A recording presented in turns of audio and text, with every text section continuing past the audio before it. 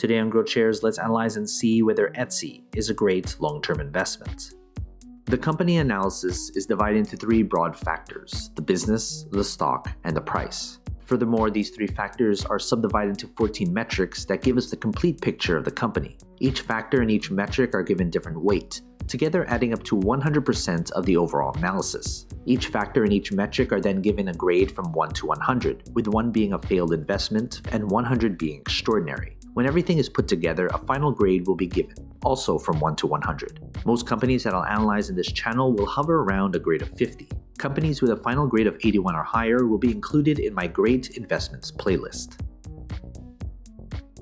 Let's first look at the company as a business. The business is the most important part of this analysis. That's why 45% of this analysis is attributed to the business. As Warren Buffett once said, it's far better to buy a wonderful company at a fair price than a fair company at a wonderful price. A stock cannot grow and prosper without having a rock-solid foundation. The business factor is made up of 8 metrics. Basically, these 4 metrics measure how well the company is doing right now. These 2 metrics measure how well the business is projected to do in the future. And these 2 metrics measure the socio-economic impact of the business. In the description below, I have a separate video describing each metric in detail.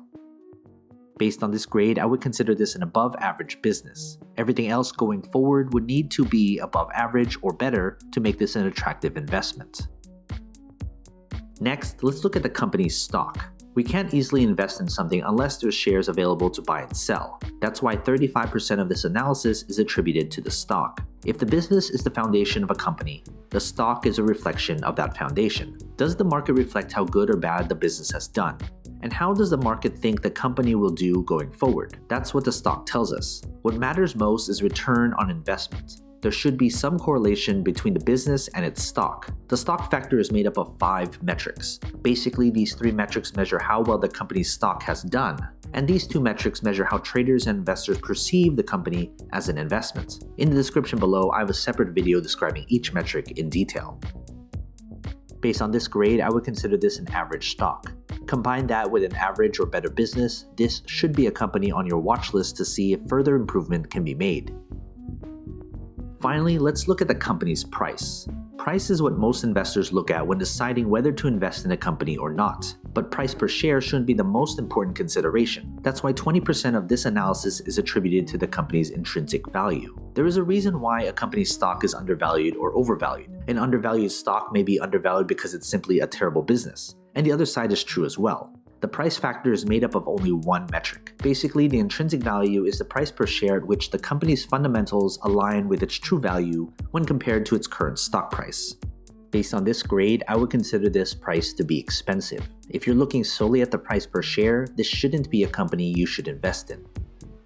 Now that we have everything calculated, let's figure out the company's final grade. If you want a database of the companies I've analyzed, consider becoming a subscriber to my Patreon.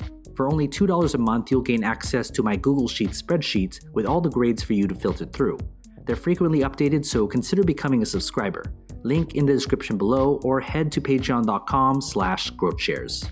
Based on this final grade, I would consider this company a below average investment. This company needs some work and things would need to change before it gets worse. Some of you will put different importance on different aspects of my analysis. You may solely just be looking at the price per share. Others may look at the business. But if you're looking at this company as a long-term investment, you should look at all 3 factors because it paints the entire picture of the company. When it comes to the final grade, it doesn't necessarily mean I'm bullish or bearish on the company's stock. Grades are adjusted to take into account the company's industry, sector, and competition. Of course, major news does have an effect on the company, but my analysis is built upon a solid foundation that focuses on the long-term health of the company. From time to time, I will reanalyze a company and share it with you. So you've made it this far, shoot me an email. I'd love to get in touch with you and talk more. What company should I analyze next? And do you agree with this company's final grade? If you want me to analyze more companies, hit that like button, subscribe to my channel, and share this video with other investors. And as always, take care of your money.